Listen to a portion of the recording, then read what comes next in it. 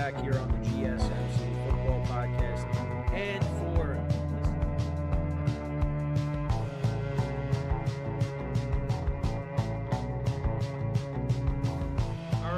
we are back here on the GSMC Football Podcast. And for the final.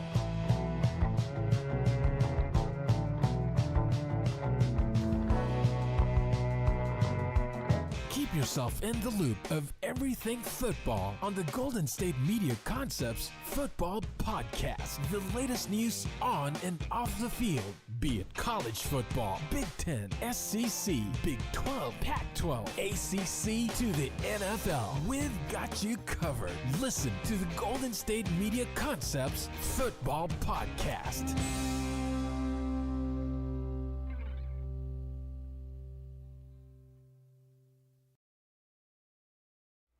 And welcome everybody to another edition of the GSMC Football Podcast, brought to you by the GSMC Sports Network. As always, I'm your host, Kenneth, and it's great to have you guys here on this Friday, January 17th. We have a lot to talk about on the show today. Before I get into that, just want to remind you guys, as always, to tip or donate and get your comments recognized.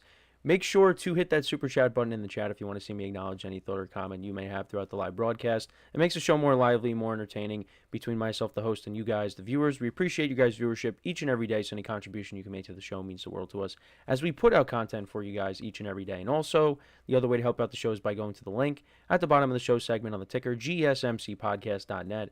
That is gsmcpodcast.net.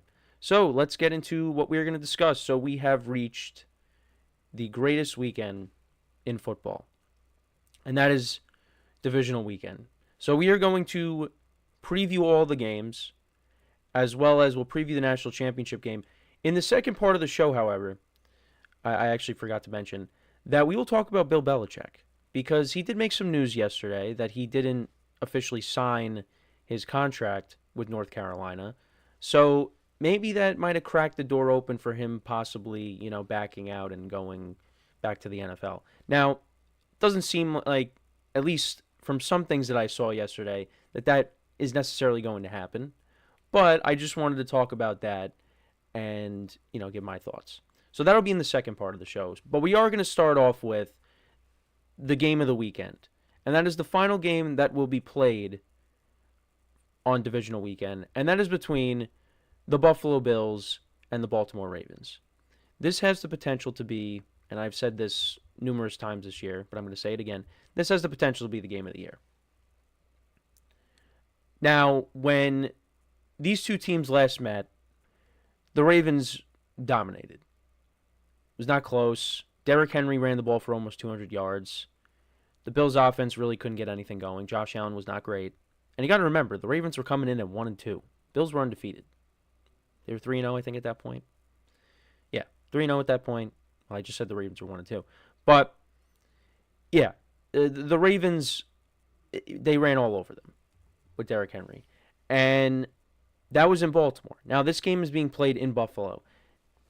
And this game has heavy implications on the playoff legacies of the two quarterbacks. Now, Derrick Henry is also in the picture. These are the three most impactful players going into this game. It's the two quarterbacks and Derrick Henry. And if you look at the forecast for Sunday, for both games on Sunday, actually, there's snow.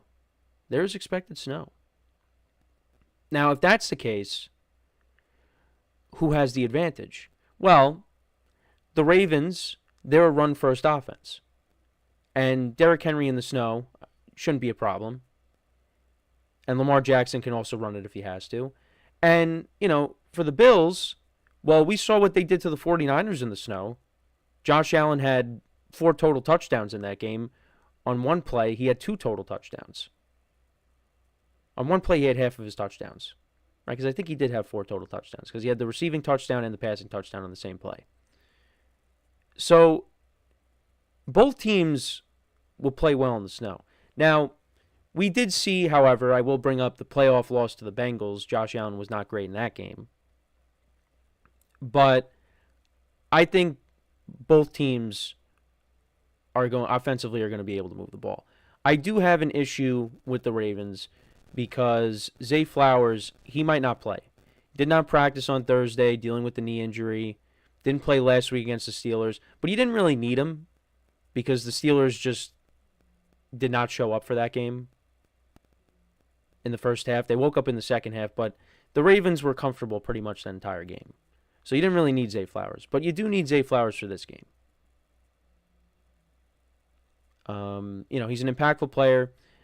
Over 1,000 yards receiving on the year. I mean, look, Rashad Bateman, he's going to have to step up, and he's had a good year. I've been surprised by how well he's played because the Ravens, they gave him a new contract, and, he's delivered this year. You also got Mark Andrews. So, and of course, Derrick Henry. But missing Zay Flowers for this game, that's tough. But, I mean, if the weather's really bad, they're not really going to be throwing that much. So, you just give Derrick Henry the ball 30 times. Don't give it to him 6 times like you gave your running back 6 carries in the AFC Championship game. They cannot do that. So we'll see how the weather is like, but I feel like both teams will play well in the weather. I mean, in terms of the passing game, I'd be more concerned about the Ravens passing game as opposed to the Bills because, again, we've seen Josh Allen sling it in the snow. And I think he'll be able to do that here. And, I mean, again, it depends on, how heavy it is. But, if it's a ground and pound game, I think both teams can handle it. Because even on the Bills side, I mean, Josh Allen could, run the football. And James Cook has had a fabulous year as well. So, yeah, I don't think weather is going to negatively impact these two teams. I think these are the two teams that can handle it. I mean, there's other teams that can handle it as well, but in this game they'll both be able to withstand the elements. But yeah, it's gonna be a different game than what we saw. I think the key for the Bills. I mean, try to minimize Derrick Henry, try to contain him to some degree. It's gonna be tough, but if you can try to make the Ravens have to throw it more, you'll take your chances. Because, on the perimeter, there's no... I mean, again, Bateman's had a good year. They might not have Zay Flowers, but, there's no wide receiver that scares you on the Ravens. I mean, there's no wide receiver that I think scares you on the Bills either. But both teams have, talent at that position. I did want to go back to the game from... This was all the way back in September, late September. This was September 29th. They beat the Bills 35-10. Lamar Jackson, 156 yards passing, 2 touchdowns, no interceptions. The Ravens ran the ball for 271 yards, 2 touchdowns. Lamar Jackson had a rushing touchdown, and Derrick Henry had a rushing touchdown. Derrick Henry had the rushing touchdown basically to open up the game. And then their leading receiver was actually Justice Hill. He had 6 receptions for 78 yards. So, he's going to be sprinkled in as well. Good to see him back on the field last week after, he suffered the concussion towards the end of the regular season. I think that was against the Steelers. I forget which game that was. It might have been against the Steelers. But it was good to see him back out there. But, yeah, the Ravens won 35-10. The Ravens' defense, 3 sacks of Josh Allen. And, Josh Allen, he went 16-29 for 180 yards. The Bills ran the ball for 81 yards in total. James Cook only had 39 yards on the ground. Khalil Shakir had 4 receptions for 62 yards. Now, the Ravens are very good at stopping the run. So, if this is a snow game and James Cook's not able to run it, I mean, look, Josh Allen's going to have to air it out. And like I said, he was able to sling it in the snow against the 49ers. So, and this Ravens pass defense, it has been better, but I think it could be had. Josh Allen, I think, will still be able to move the ball here. And let's see. Let's see how the snow impacts this game. But if they can get the passing game going, you'd like to see maybe Amari Cooper step up. He's kind of been quiet since they acquired him. He's made some plays here and there, but, he's been relatively quiet. The tight ends, Dawson Knox and Dolan Kincaid. Keon Coleman, he caught the 2-point conversion last week. Khalil Shakir is kind of like their number 1 wide receiver. He's been good for them. And Matt Collins, he's I think he leads the team in touchdown receptions. So who's going to be the guy from the Bills that's going to step up other than Josh Allen? But when it comes to this game though, whoever loses this game, it's really going to hurt them, because you're going to hear all across the media how they just can't get it done in the postseason. There's a lot on the line here. Now, if both quarterbacks play well and they lose because of a missed field goal, well, what are you going to do? But I think it's important that both of these guys, when you're talking about Lamar Jackson and Josh Allen, bring their A game. They have to. Because if one of them becomes the reason that their team loses, like I said, you're not going to hear the end of it. They are going to get torn apart if they lose. And I think going into these playoffs, like I said, I think there is more pressure on Lamar Jackson, because Josh Allen has played better in the postseason than Lamar Jackson. Lamar Jackson has had more bad playoff performances than Josh Allen has. And there's been games where Josh Allen hasn't done good. Like I said, the Bengals game from a couple years ago, he was not great. But for the most part, he has shown up. And again, if he loses, it's bad. But I think it would be worse for Lamar Jackson if he doesn't play well. Now, you got Derrick Henry in the picture. And Derrick Henry, he gives the Bills nightmares with some of the performances that he's had against them, including this year. And then there was the one, a couple years ago. Also during, I forget what his stats were, because I know they played each other during the COVID season. But the year after that, 2021, when Julio Jones was on the team, Derrick Henry, I think, had like 3 touchdowns against them. So he's had good games. Well, he's had good games against a lot of teams. But, use Derrick Henry to your advantage. If you can. Well, they're going to. But, there's more pressure, I think, on Lamar Jackson in this game. And it's very tough to pick. It's very tough. And, I think both defenses, they played well in, the playoff games they had last week. It's very tough to pick. It's a coin flip. It really is. But I'm siding with the Bills here. I think it's going to be a very close game. Could come down to whoever has the ball last. But the Bills, I think, are a better team than what we saw in late September when they took on the Ravens. And I think it being at home especially, I think home field advantage plays a huge role in this game specifically. I think if this game was being played in Baltimore, I probably would take the Ravens. But because it's in Buffalo, that place is going to be rocking. I got to lean towards the Bills here. I think Josh Allen makes a few more plays than Lamar Jackson does, and I think they get the win here. Now, weather's going to be a factor, so I guess, because I was going to pick like a score in the 30s. I mean, maybe it still gets to that point, but I'll say they win 24-21. I think it's a 3-point game. Maybe it comes down to a game-winning field goal. Maybe Tyler Bass, kicks a game-winning field goal to send him to the AFC Championship game and redeems himself from, when he missed a field goal last year against the Chiefs. Who knows? But I like the Bills here. It's going to be very close. It wouldn't surprise me if the Ravens win. That's how evenly matched these two teams are. So, I like the Bills. But let me know what you guys think. Who do you think wins this matchup? Let me know in the comments. So, we are going to take our first break. And then when we come back, we're going to take a short break away from the games from this weekend and the national championship game. We'll talk about it at the end. But we're going to talk about the news about Bill Belichick and if the door has been left open for a possible NFL return with him not signing his contract yet with UNC. So make sure to stick around, and we'll be right back here on the GSMC Football Podcast.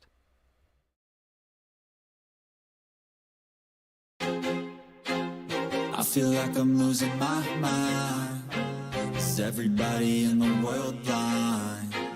Please, Lord, give me a sign, a sign. I feel like I'm losing my mind. Is everybody in the world blind? Please, Lord, give me a sign, a sign.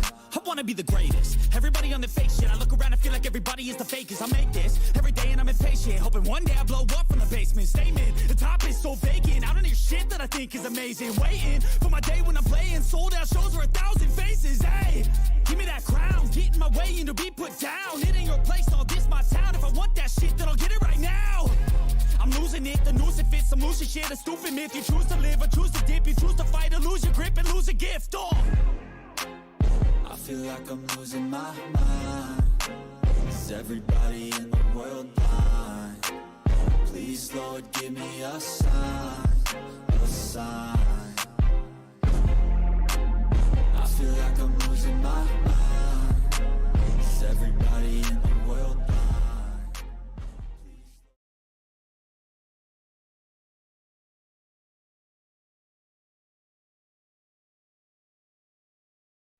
All right, and we are back here on the GSMC Football Podcast. And for the second part of the show, we're going to now talk about Bill Belichick and how he still has not signed his contract yet with UNC, and if that possibly leaves the door open for him leaving and going to an NFL team. Now, from what I was reading, it doesn't necessarily mean that, because what he has done so far, the only thing that he has signed is a term sheet, not a finalized contract. The term sheet specifies a $10 million buyout, which we covered, if Belichick leaves before June 1st, 2025, but only $1 million after that date. The term sheet explicitly states it is not a binding agreement and serves as a proposal for a future contract. So, he's still technically a free agent. UNC confirmed that this term sheet is the only signed document between the school and Belichick. So again, has not signed a official contract. Now, why is that? But as I was reading the article that I was looking at when it comes to this, this does happen sometimes. Such delays in finalizing contracts are common in college athletics, as noted by multiple coaching agents in the article. I think they did have this is an article on CBS. This is courtesy of Jonathan Jones. I think there's a couple of quotes.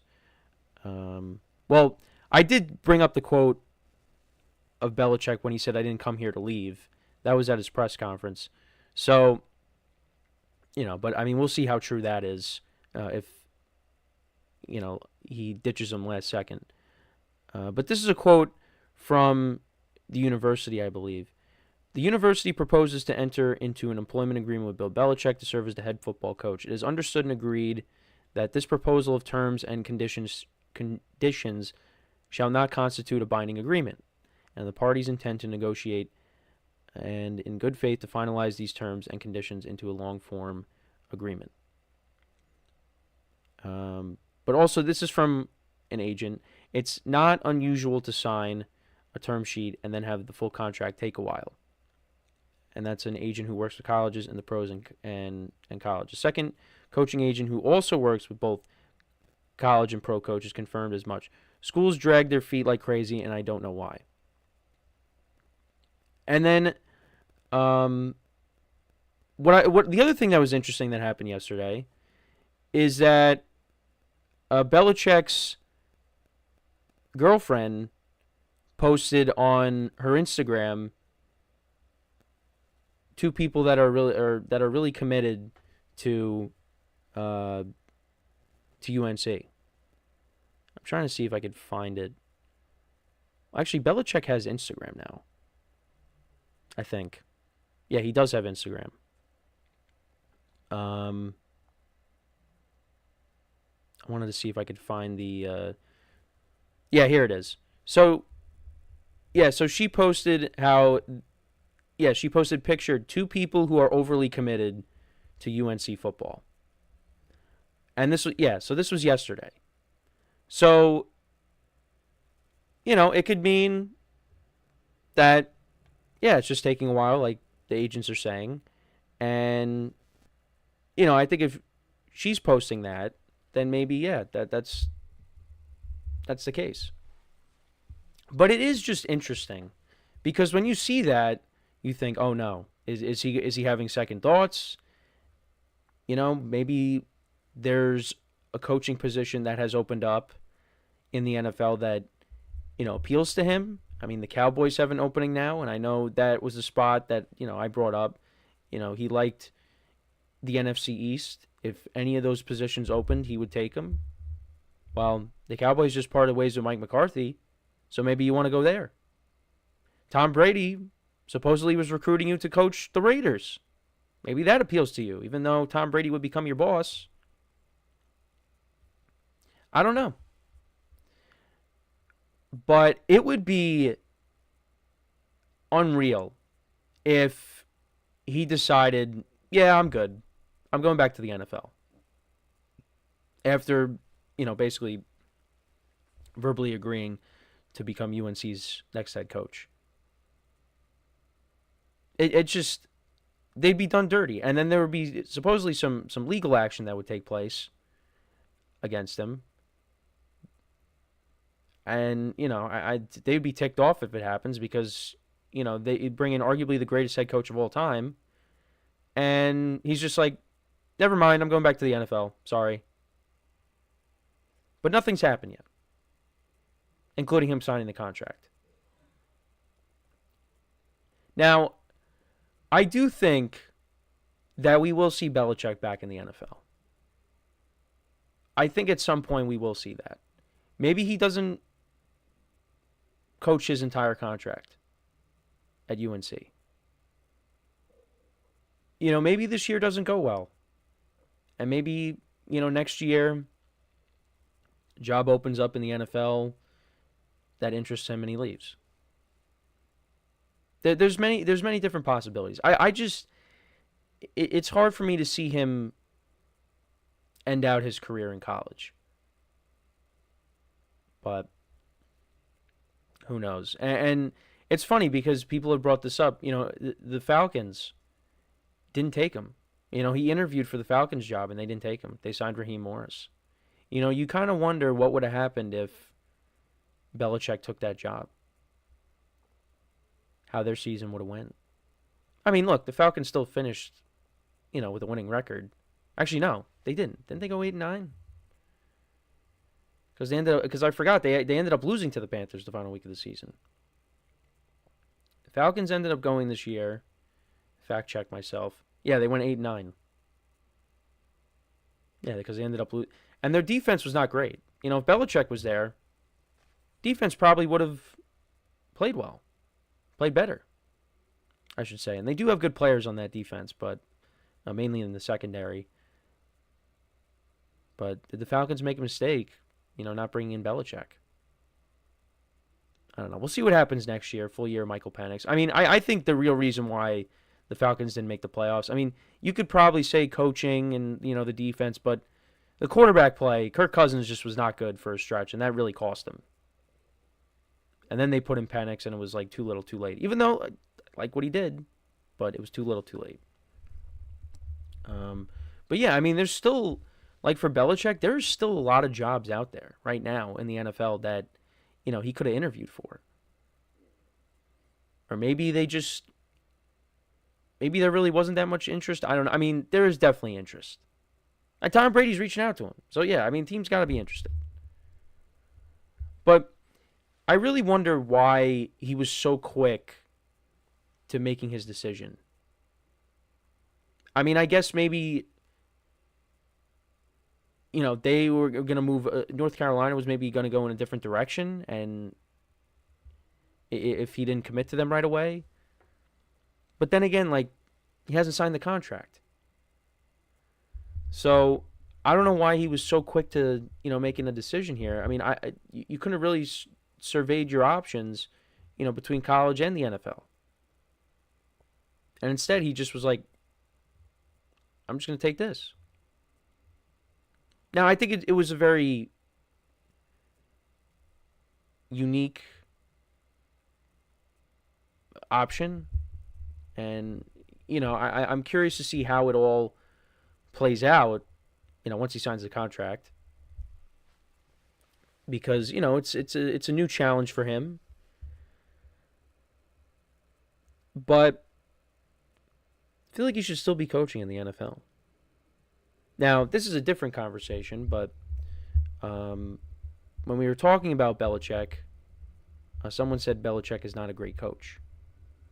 And I can understand from that perspective why. Because of when the year Tom Brady leaves, wins a Super Bowl with Tampa, and, the Patriots just went on the downward spiral after that. I could see that. That doesn't look good. But I think it's more than just that. I think, things might have got stale at the end for Belichick in New England, but you can't say that it was all Tom Brady. Now, you might say it was more of Tom Brady than Bill Belichick, but you can't say it was all Brady. Belichick had something to do with it too. But that's a discussion for another time. But yeah, it's, I would like to see Belichick back in the NFL, give him another shot, see what happens, and, get the all-time wins record, and then call it quits. He's trying to go for Don Shula's record. Well, that's what people assume he wants, but, by going to college, that doesn't really help him. So, we'll see. I'm going to say he doesn't finish the whole contract at UNC. I think at some point he's going to leave. I mean, maybe, he builds up the program, they have a good year, and then he says, all right, tells his son he's going to take over, right? Because I think his son's going to be on the staff, and then he goes back to the NFL. Maybe. We'll have to wait and see. But I don't think it's the last we've seen of Bill Belichick in the NFL. I think we are going to see him back at some point. Maybe not right now, but this was something to just discuss just because it was making news, and it's Bill Belichick. So, but let me know what you guys think.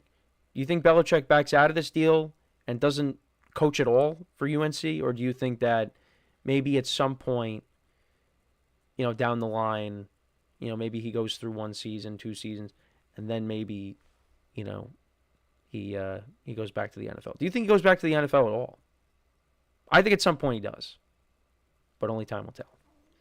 So, yeah, let me know what you guys think about that. We're going to, before we go to break, sometimes do that. Just wanted to remind you guys, as always, or once again, to tip or donate and get your comments recognized, make sure to hit that super chat button in the chat. If you want to see me acknowledge any thought or comment you may have throughout the live broadcast, it makes the show more lively and more entertaining between myself, the host, and you guys, the viewers. We appreciate you guys' viewership each and every day. So any contribution you can make to the show means the world to us as we put out content for you guys each and every day. And also, the other way to help out the show is by going to the link at the bottom of the show segment on the ticker, GSMCpodcast.net. That is GSMCpodcast.net.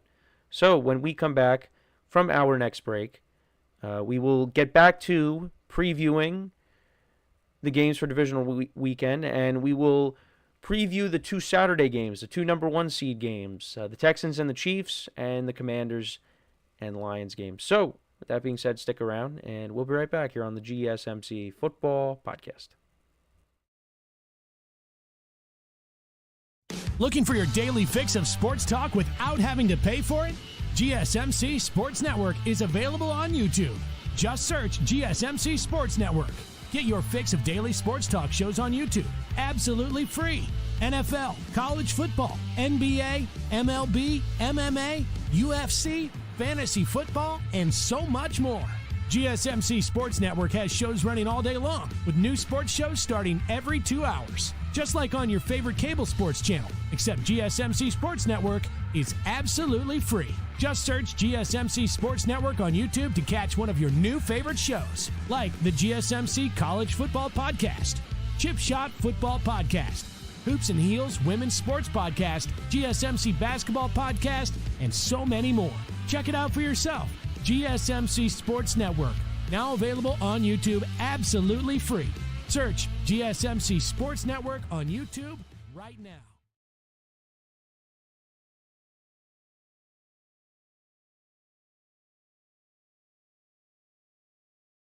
And we are back here on the GSMC Football Podcast. And for the third part of the show, we are going to now talk about the two number 1 seed games tomorrow. And that is the Texans-Chiefs game and the Commanders-Lions game. Now, we did get to see the Texans play the Chiefs already earlier this year, and the Chiefs won that game 27-19. And, of course, Tank Dell getting hurt in that game, that gruesome knee injury. So they won't have him in this matchup. And I went over Patrick Mahomes' stats in the divisional round. Has never lost. And, you know, this is going to be a tall task for the Texans to go in there and knock off the Chiefs. And the Texans, you know, have not been great this year. They play in a weak division. However, last week, you know, I liked some of the things that I saw from them. The defense was able to get pressure on the quarterback. You know, they forced turnovers off of Justin Herbert. I mean, 4 interceptions.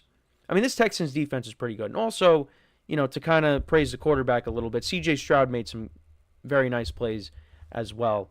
You know, he took my mic dropped. Yeah, that I was going to end the show on that. You know, C.J. Stroud, you did good, and then just, you know, walk off. But no, C.J. Stroud, he made some good plays as well. I mean, the broken play on 3rd and 16 where, you know, it was the bobbled snap or the low snap, and he picks it up, and, you know, he converts that 3rd and 16. And, you know, he also used his legs a little bit. You know, he had, I think, about, 40 yards rushing in the game. He had a big scramble in the game as well. And, of course, Nico Collins had a big game, Joe Mixon. So, with Stroud, I think Stroud's going to have to, be a little more mobile in this game and use his legs. I'm not saying all the time, but, if there's nothing open, and you could scramble and get some yards, I do it, because I feel like for him, like Mahomes is going to use his legs. We know that. That's going to happen, and obviously, you look across the way in the game we talked about to open the show, Josh Allen and Lamar Jackson will use their legs too and take off.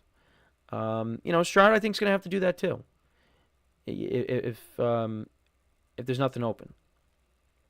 And also I think another factor too is, can the Texans establish the run once again here? They were able to do it against a good defense in the Chargers. Joe Mixon had a good game finally because he had a rough stretch. Can they establish a running game here? And Joe Mixon's had some good performances against the Chiefs. And he's played against them in the playoffs a couple times. And, they're going to need him to. Nico Collins, we know he's going to show up. Who's going to be the other receiver on this team that is going to make plays? Because the Chiefs are going to key in on Nico Collins. And even with that being said, I think, Nico Collins will still find a way to have a good game. But we'll have to wait and see. Dalton Schultz, I think, had a touchdown in the first matchup as well. So, you want to get him involved. It's going to be a tall task, though, just because the Chiefs just never lose in the divisional round. And I just feel like the Texans going on the road here, I don't like their odds here. Now, I did talk about how they could win this game if they can get pressure on Mahomes. If that defense could play like it did last week, they have a chance. If Stroud, minimizes the turnovers, and he can make plays like, not just with his arm, but also with his feet. They can run the football. It's there. But I just think that the Chiefs are going to win this game. I do. Now, the layoff, it might be a little bit they might be a little bit rusty coming out of the gate to start this game, but they'll get into a groove. And when they played their starters way back on Christmas, that was probably one of the best games that the offense has played all year. Now, also, it's because the Steelers were in a free fall, or the beginning of their free fall. But I just think that, how we saw the Chiefs when we last saw them, when they had their whole offense playing, that looked like the Chiefs that we're accustomed to seeing.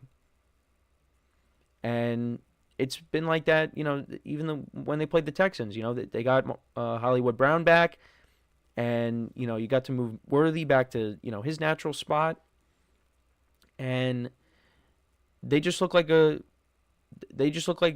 how they normally look. So I'm on the side of the Chiefs here. Sorry, everybody, for who was, hoping for C.J. Stroud to pull off a miracle. But I just don't see it happening. I definitely would be stunned if the Texans won. And, this was a team that I said, at the beginning of the year, could this be the team that knocks off the Chiefs? Now, when I said that, I talked about the receiving core with Stephon Diggs, Nico Collins, and Tank Dell, but now they just have Nico Collins for the game. But, they got other young guys that got to step up. John Mechie, Xavier Hutchinson, the veteran Robert Woods.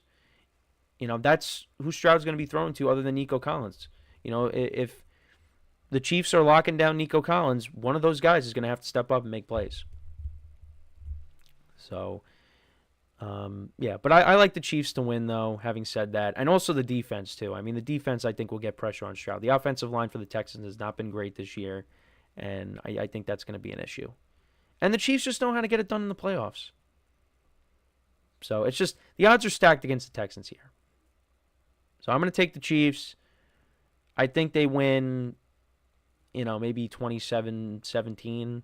27-14, maybe something like that. I think it's going to be at least a 2-score game, in my opinion. But we'll see. We'll have to wait and see. But that gets us started on divisional weekend. And then this game I think is underrated, and that's the Commanders-Lions game. And the Lions, this was a bye that they had to have. So that's why, that game against the Vikings was more important. Because they have so many guys injured right now. They had an early bye week. They needed it. They were getting some guys back already. We'll see if anybody else is expected. I think they're getting some other guys back. But they did get Alex Anzalone back, which was good. But yeah, I mean, even with the injuries though, the Lions offense puts up points with anybody. And can the Commanders offense exploit that Lions defense? Now, Jane Daniels, I think, has played some good football. He was good in the game against the Bucs. The Bucs pass defense was not great. So I think Jane Daniels will make his fair share of plays. But is it going to be enough? I don't think so. I mean, you guys know this. I think the Lions win this game. Now, the line is pretty big. It's 9.5. That's a lot of points. So, could the Commanders keep it close for a little bit and then the Lions pull away? I could see that happening. Could it be a nail-biter? Could also see that happening. Lions are actually getting David Montgomery back for this game, which is huge. So, they could wear down that Commanders defense with that rushing attack. That's one of the best running games in football. And, if Montgomery is at least, somewhat close to 100%, he's going to make an impact. And obviously Jahmyr Gibbs, the last time we saw him, 4 touchdowns. So you got to deal with that. And then obviously the Commanders are going to have their hands full with the receivers. Amon-Ra St. Brown, Jameson Williams has had a good year. Jared Goff spreads the ball around. And obviously, we'll see some trick plays. Maybe we'll see Penei Sewell throw a pass because we thought that was going to happen on Thanksgiving because it looked like he was going to throw it, but that ended up not happening, and it ended up being a broken play. But, the tricks are going to be out for this game. Maybe, we saw fake punts over the weekend. Maybe we see that in this game. Maybe the Commanders steal a possession from the Lions. Who knows? But, yeah, I like the Lions to win this. And, like I said, maybe it's close and they pull away. But I just feel like their offense is going to be too much to handle for this Commanders team. Now, I give this Commanders team a lot of credit. I really did not expect them to get this far. I didn't expect them to make the playoffs. I didn't expect them to win a lot of games. But here they are, and they even if they lose this game, which I think they will, they have a bright future ahead of them. They really do. As long as Jaden Daniels is playing quarterback like he has, and they continue to build up this roster, this is going to be a good team. This is going to be a good team for a long time. And you got to give that organization, Dan Quinn, got to give those guys credit. Because I didn't have them doing well. I just didn't. Now, again, it fell more on the defense, and the defense has improved. It's still not, an elite defense, which is why the Lions, I think, will take advantage of that. But it definitely a lot better than what it was last year, because their secondary got torched by some teams. But yeah, I mean, we'll see. I don't think it's gonna that environment. I don't think it's gonna phase them. I really don't. I think they'll feed off of that, and I think they might give the Lions some fits early on, but I think the Lions will ultimately put a stamp on this game, and they'll finish them off. So I like the Lions to win. I think they'll win maybe like 33 to 23, something like that. Maybe. I think it'll be high scoring, but I think the Lions maybe pull away in the second half. I think maybe they rely on the running game, wear down that Commanders front seven and then run away with it. So, so I got both 1 seeds winning. I mean, we know this. Those 2 teams I have playing in the Super Bowl, so I need them to win to keep that alive. But, let me know what you guys think, though, about these 2 games. Do you see any potential upsets here? I know we did a segment on which team is more likely to be upset. I think it's the Lions because of the injuries, and the Chiefs just never lose in the divisional round. But let me know what some of your guys' thoughts are on these games. Let me know. So when we come back from our next break, we will then preview the final game that I didn't get to yet, and that is the Eagles-Rams game. We'll talk about that and how that'll go, a rematch from earlier this season. So with that being said, stick around, and we'll be right back here on the GSMC Football Podcast.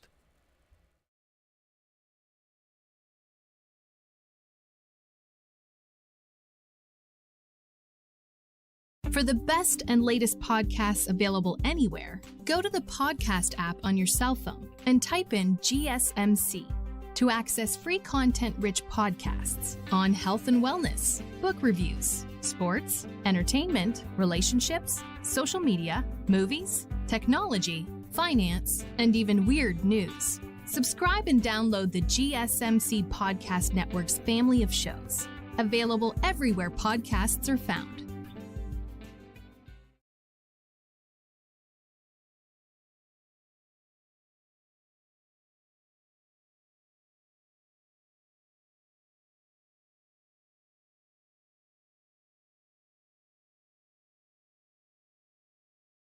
And we are back here on the GSMC Football Podcast. And for the 4th part of the show, we are going to now get into the final divisional game that I didn't get to yet, and that is the Eagles-Rams game. Now, these teams met earlier this season, and that was the game that Saquon Barkley had over 200 yards rushing in the game, and he had 2 touchdowns.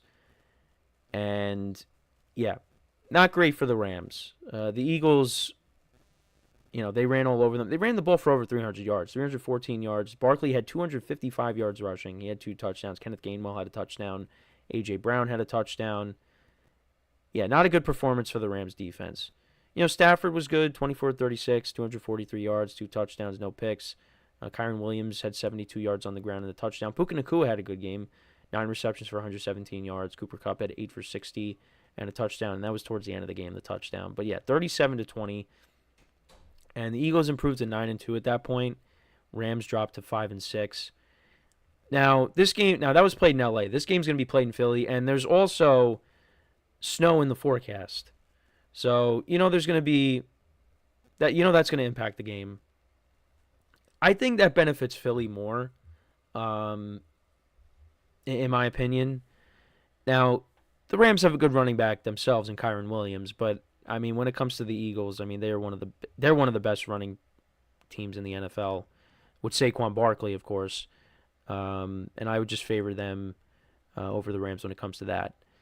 But if snow is not a huge factor, even with that, I mean, the Rams got to have some kind of passing game here. Now, we saw them play well on Monday against the Vikings, but, you know, that was in an indoor stadium, so weather was not a factor at all. But in the elements, yeah, it could be a problem. Running games are going to play a huge factor, and I just would favor Philly there. Also, both defenses are playing very well, though. I will say that. The Eagles' defense, you know, they have played well for, you know, most of the season. The Rams' defense, you know, got off to a rough start, but, you know, lately has been better. So their first 13 games, this is the Rams' defense. This is the ESPN's Instagram they posted. So their first 13 games, the Rams' defense, they gave up an average of 25.5 points. Yards per game, they gave up an average of 366.1. Yards per play, 5.8. Rushing yards allowed per game, 141. And then total QBR, 64. Now, their last 5 games, numbers have dropped significantly. They've given up an average of 12.6 points, 302.6 yards allowed, 4.8 yards per play, so 1 less yard, 96.6 rushing yards per game, and then QBR for opposing quarterbacks, 40. That's all top 8 in the NFL. And that defensive line was all over Sam Darnold. Now, going up against the Eagles, however, the Eagles have one of the best offensive lines in football. You know, and they got 2 All-Pros from their offensive line, on their offensive line. It's going to be a different kind of game, you know, for that D-line. Are they going to be able to get to Jalen Hurts? And, you know, I think that's going to be a problem. And if the Eagles can't, and if the Rams can't do that, and if they can't, you know, stop the run, or at least, you know, contain Barkley, yeah, it's going to be a long day. And then on top of that, for the Rams, on the other side, you know, are they going to be able to, you know, get the passing game going against this defense? Because the Eagles have a very good pass defense.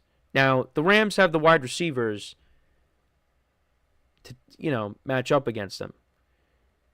You know, like I said, Puka Nacua had a good game. Cooper Kupp. That's who they really have to get going in this game, I think, is Cooper Kupp. Because Cooper Kupp has been relatively quiet for a while now. Really has not had an impactful game. And I think they need to get him going. And Cooper Kupp is, you know, he's a stud in the playoffs. Going back to when they won the Super Bowl. You know, that was a Triple Crown year. You know, the last time the Rams made it to the divisional round, Cooper Kupp had a performance for the ages. And that was a divisional weekend that will forever, you know, live in our minds, because every game came down to, you know, the last play. To pull up Cooper Kupp's stats from that game, you know, he, like I said, he had a touchdown in that game, and he also had the big catch that set up, you know, the game-winning field goal. But Matthew Stafford in that game, 366 yards passing, 2 touchdowns, no picks. Cooper Kupp, 9 receptions, 183 yards, and 1 touchdown. That's the last time we saw Cooper Kupp in this spot. Now, again, different team, different circumstances, different weather. And they're playing in Tampa. Now they're going to be playing in Philly, and it's going to be snowing. So, yeah. But also the Rams that year, they matched up well with the Bucs. Now, the Bucs were kind of shorthanded in that game because they didn't have Chris Godwin. They didn't have Antonio Brown because, you know, of what happened earlier in the season when, you know, he just walked off the field and threw his uniform in the stands, or threw his, you know. But, yeah, the Rams matched up well with the Bucs. I just feel like here the Eagles match up well with the Rams. I just feel like, and the other thing too is that Eagles pass rush get into Matthew Stafford. I don't think this game will be a blowout like it was when we last saw these two teams in LA. But I just think the Eagles are the better team here. And there's a lot of people that like the Rams. And look, I'd be happy if the Rams won. But I just think, the Eagles being at home, they're the better team. And I just think they match up well here with the Rams. So I like the Eagles to win. I don't think it's going to be a blowout. Maybe it comes down to a game-winning field goal. But I could see them winning, 24-20. Because, again, weather's going to be a factor here. So, both teams might have to lean on their running games. But you know what? If you go back to the Rams and when they, went on a run towards the end of the season here, they were winning in shootouts. And then, let's not forget, they beat the Bills. They put up 40 points in that game. And then we saw, when they played against the 49ers, they won a tight, low-scoring game in bad weather conditions. So, and Sean McVay even said it. This team could beat you many different ways. And you know what? You say the same thing about the Eagles, too. But the Rams are a dangerous team. They are. And, their defense is playing well at the right time. It's just, like I said, can they get pressure with this offensive line that the Eagles have? I don't know. My answer would probably lean more towards no. And then, the secondary for the Eagles is really good, going up against Cooper Kupp and Puka Nacua. So we could see Stafford get sacked a handful of times. Are they going to be able to run the football? It's going to be tough. It's tough. I got to lean towards the Eagles here. But you know what? If the Rams can go in there and get the win, wouldn't surprise me. I think they have the better coach, but I think the Eagles have more talent. And they're playing really good football right now. And they're at home. They're at home. And even if this game was being played in LA, I'd probably still take the Eagles. But I don't think we're going to see Saquon Barkley have 255 yards rushing. It's just I don't think that's going to happen. But I think Barkley will make his fair share of plays. But it's just the Eagles have too many weapons. You got A.J. Brown, you got Devontae Smith. I mean, I think A.J. Brown will have a bigger game than he did, against the Packers. I think he'll have more than just one catch. Watch, he's going to have 2 catches for 23 yards now that I said that. Dallas Goedert had the touchdown as well. There's just there's a lot of weapons that the Rams got to focus on. It's going to be different. Sam Darnold's not Jalen Hurts, because Jalen Hurts could take off and run with it too. And, the Vikings were dealing with their offensive line problems in the game. The Eagles, they don't have an offensive line problem. So let's actually kind of go back. So the Rams played against, so who did they play against? They played against Sam Darnold last week. They played against Geno Smith the week before that, Kyler Murray the week before that. They played against Aaron Rodgers, Brock Purdy, Josh Allen.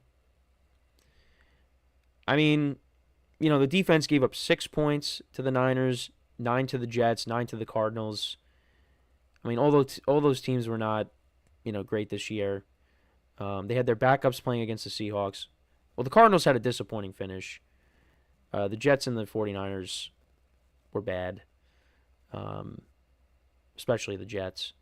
But, yeah, I mean, we'll see what happens. But the Eagles are a run-first team, so that they're going to try to, pound the rock with Barkley. And, Jalen Hurts obviously will be sprinkled in there. But let's see. I mean, maybe if the Rams are able to contain the run and, force the Eagles to pass, I mean, maybe they got a shot. Because Jalen Hurts throwing the football, has been inconsistent, I would say. But they have the playmakers that, if they got to throw the ball, he's going to get it to him. And we saw this Eagles passing game get it going at times this year. So it could happen in this game. But, again, this is another game where weather can play a factor. And we'll see how much of a factor it is when we get to it. This will be the first game on Sunday. This game will be on NBC. Bills Ravens, that'll be on CBS. Chiefs Texans, that'll be on ESPN, and then Lions Commanders, that's going to be on Fox. So, and then the following week, the AFC Championship game's on CBS. That'll be the later game, and then the NFC Championship game will be the earlier game. That'll be on Fox. And then the Super Bowl's on Fox. And then that'll be it. So, yeah, let me know what you guys think, though, about this game. Who do you think wins? I got the Eagles winning. I hope it's a close game. Do the Rams have a chance? I think they do, but I just think the Eagles are the better team here. I like them winning a close ball game in the elements. So we'll see what happens. We're going to possibly get 2 snow games on Sunday. So we are going to take our final break of the show now, and then when we come back, we will talk about the national championship game because there will be no show on Monday. So I wanted to talk about that, give my thoughts on it, and give you my pick. So for one final time today, stick around, and we'll be right back here on the GSMC Football Podcast.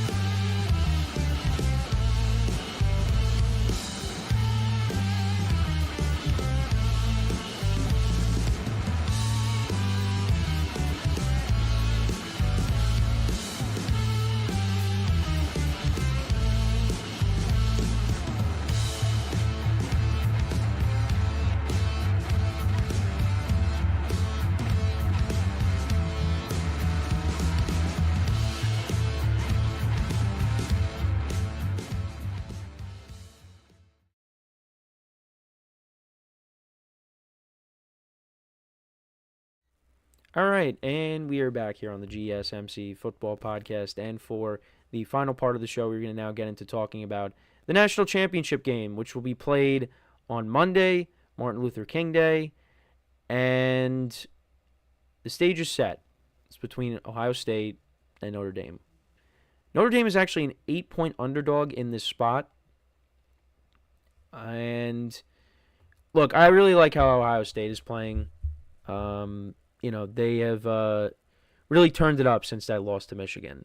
Both these teams have had at least one bad loss. For Ohio State, it was against Michigan. That was the final week of the regular season. And, it was an ugly scene afterwards when, Michigan planted the flag and, the fights broke out. It was crazy. And then Notre Dame, their bad loss was against Northern Illinois. That was early on in the season. And, yeah, no, they're both playing good football.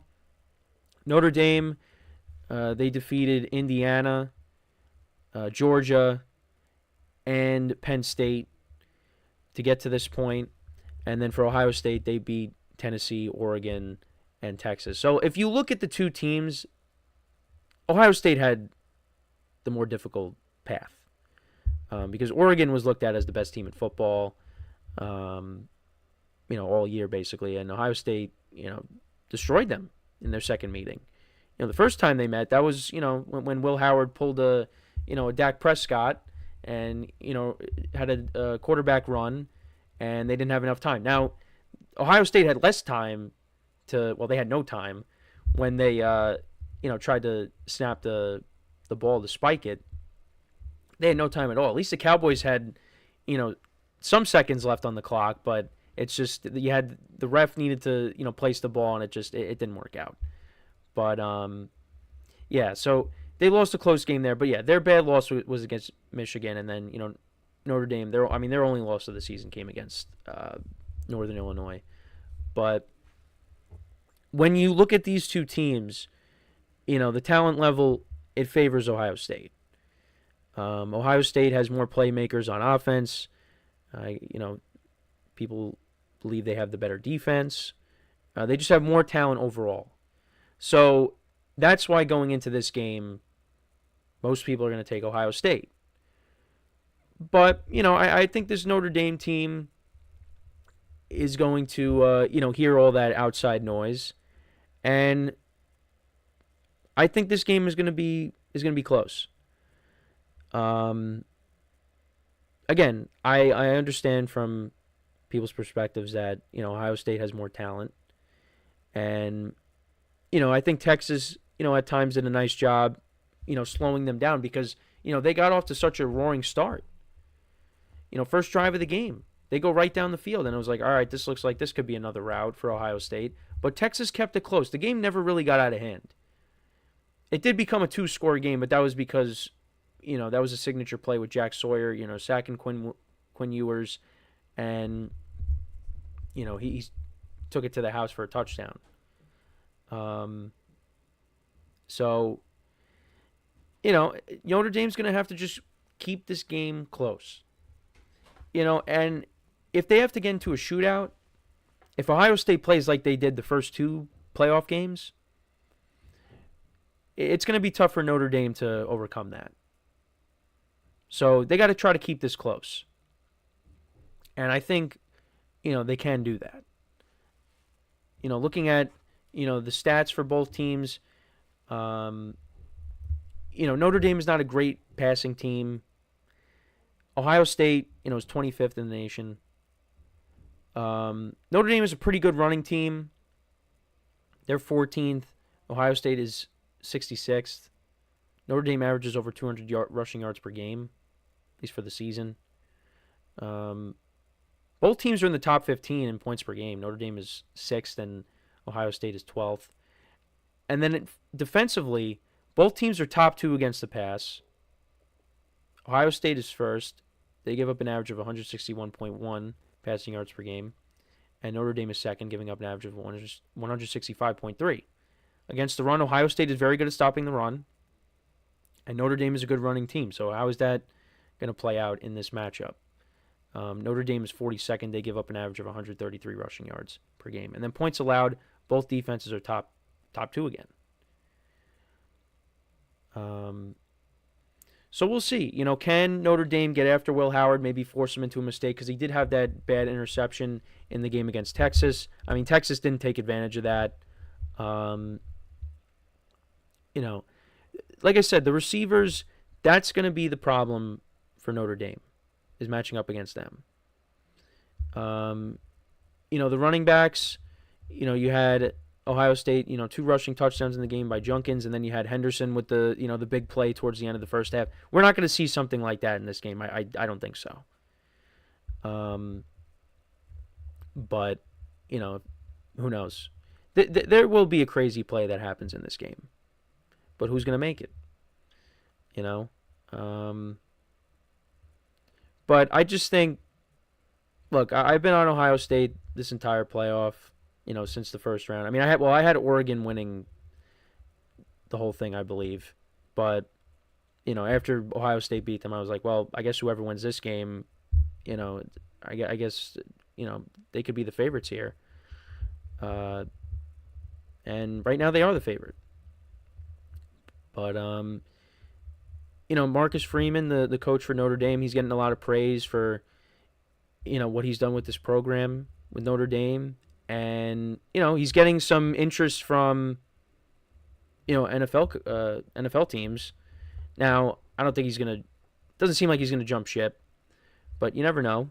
Maybe at a later time, maybe he goes to the NFL. But there's definitely more pressure on Ohio State's coach to win, Ryan Day. There's more pressure on him to get this win. And if he does, that would be good for him. That would get the monkey off his back, I guess you could say. But like I said, I think this game is going to be...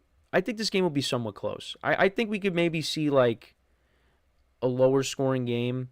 But if Ohio State comes out on fire, where they're moving the ball at will up and down the field, it's going to be a long night for Notre Dame. But if Notre Dame can keep it close, they get some stops, maybe they keep it within striking distance, and who knows? Maybe they make a play late. Maybe they have an interception late like they had off of Drew Aller. And, maybe they win the game. We'll have to see. But, I like how Will Howard has played in these playoffs. I think, Ohio State has the edge in that between him and Riley Leonard. Although Riley Leonard made his plays, fair share of plays as well in the Penn State game. But it's just, Ohio State is the better team here. But sometimes the better team doesn't always win. So we'll have to wait and see how it goes. But hopefully it's a good game. I like Ohio State to win a close ball game. I'd say maybe, the low 20s, something like that. I know Ohio State had 28 points, last week, but they had a scoop and score, and that made that extended their lead. But something that was highlighted on the broadcast against Texas is they are very good. Their defense is very good at holding teams out of the end zone. I mean, Texas had ample opportunity to tie that game, even with the penalties. Ohio State was still able to make a stand, and, again, the Jack Sawyer play happened. So is that going to happen here against Notre Dame? Definitely can. So, they're going to have to, if it looks like it's going to be a track meet, Notre Dame's going to have to try to find a way to keep up, which I don't know if they will be able to. But like I said, I think it'll be close. Ohio State, I have winning a close ball game, and they will be national champions. And if that happens, then I could say, well, I got to see that team in person against Nebraska. Now, they didn't play a great game, but they still won. So, that's my prediction. I got Ohio State winning. Let me know what you guys think. Who do you think wins this matchup? Let me know in the comments. And that basically takes us to the end of the show for today. Thank you guys for tuning in. It is a big football weekend with the divisional games as well as the national championship game on Monday. Best weekend in football. And, college football will be over. And then the NFL will soon be over after that. But hopefully we get a better weekend than what we got last week when it came to the wild card games. The college football games, especially, as we gotten into the later rounds, they've been good. The two semifinal games were good. There was drama in both of those games. And I think there will be drama in this game.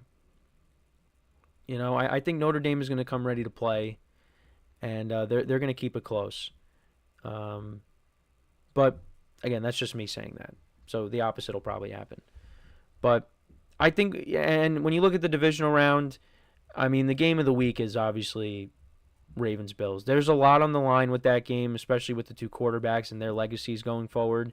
So whoever wins that game, that's really going to, get the monkey off their back, at least for that week, for this week. But the quarterback that loses, I mean, it's going to be a long off season for them. So that's why, for me, I think there's more pressure on Lamar Jackson. But either way, whoever loses this game, it's going to be a long off season. We'll see if any of the 1 seeds can get knocked off. I don't think it's going to happen, but who knows?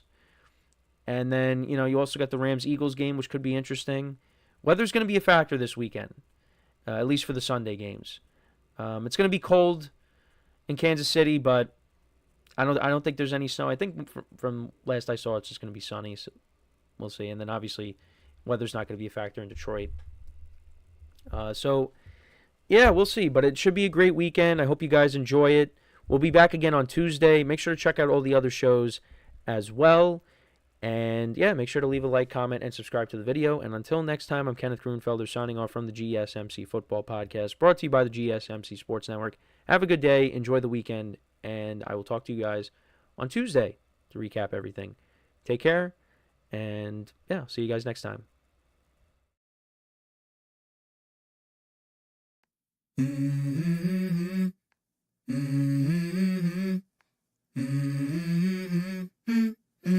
Let's go. I wake up to a little bit of drool on my pillow, feel like it's gonna be a bad day. Yeah, I'm tired of shit, and the coffee ain't hit yet, damn it.